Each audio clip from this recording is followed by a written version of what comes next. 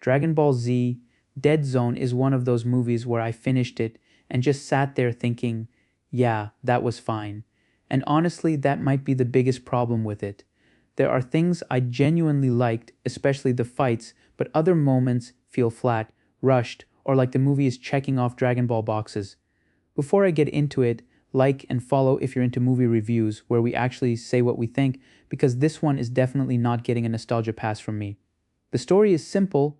Gohan gets kidnapped because he has a Dragon Ball on his hat. Garlic Jr. is collecting all seven so he can wish for eternal life, and Goku has to go get his son back before Garlic Jr. turns the world into his personal nightmare. That setup is fine. The problem is that the movie never really turns it into anything deeper than, here's the mission, now let's fight. And look, I know what franchise we are talking about.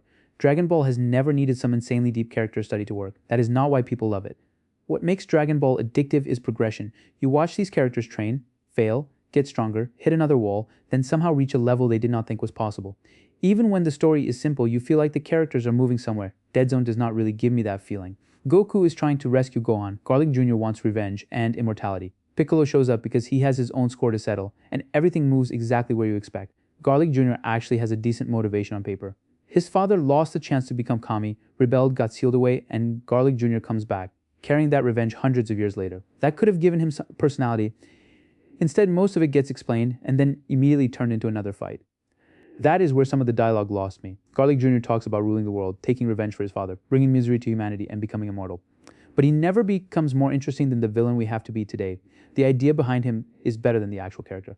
What I will absolutely give this movie credit for is the action. Once Goku reaches Garlic Jr.'s place, the movie starts feeling much more alive.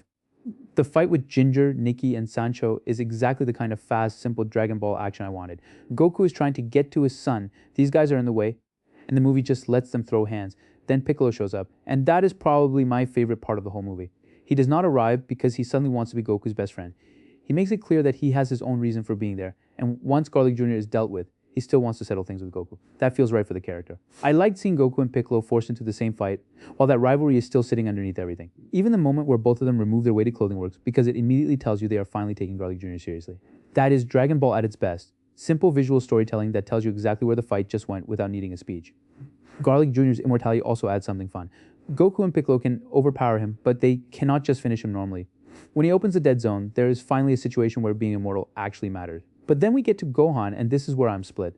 The movie keeps reminding us that Gohan has some mysterious power inside him. Garlic Jr. notices it, other characters notice it. Then at the end, when everything is falling apart, Gohan explodes with power and becomes the reason Garlic Jr. gets sucked into his own Dead Zone. As a Dragon Ball moment, it is cool as a payoff in this movie. It feels a little too easy. I like the idea of Gohan having this hidden strength, but here it feels like the movie suddenly remembers, oh yeah, Gohan is secretly ridiculously powerful. There is setup, but there's not much journey between the setup and the payoff. And that is really my issue with the whole movie. It has pieces I like, the fights are fun, Goku and Piccolo teaming up works. Garlic Jr. has a backstory that could have been interesting, but almost everything feels like the shortened version of a better Dragon Ball story. The movie gets from point A to point B, but I never really feel the climb. Real talk, Dragon Ball can survive weak dialogue, and a simple story if the journey feels worth it. That is the magic of the franchise. I can watch someone train for an absurd amount of time if I believe that the next level actually means something. Dead Zone skips that feeling and gives us the mission, the villain, the fights, and the finish. That makes it watchable but non-memorable. I did not hate this movie. I also would not tell somebody they need to hunt it. If it is already on a streaming service you have, or you see it playing somewhere and you have nothing else to watch, sure, throw it on. It is short, the fights are good, and there is enough classic Dragon Ball energy to keep it moving, but I would not buy it just to watch it. I would not sign up for a streaming service just for this movie.